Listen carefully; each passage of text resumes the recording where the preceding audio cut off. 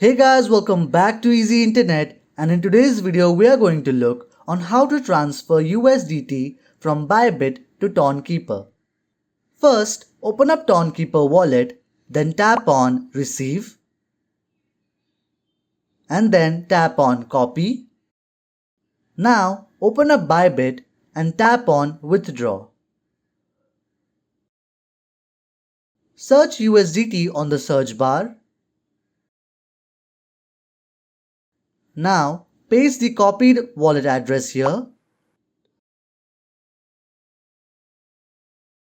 Choose the network as Ton.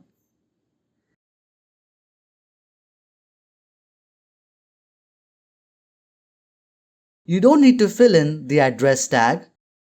Type in the amount of crypto you want to transfer and then tap on Withdraw.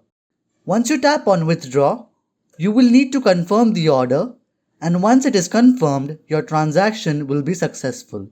And after some time, your crypto will be successfully transferred to your Tonkeeper wallet. I hope this video has helped you. Do like, share and subscribe to Easy Internet for more such videos. Thanks for watching.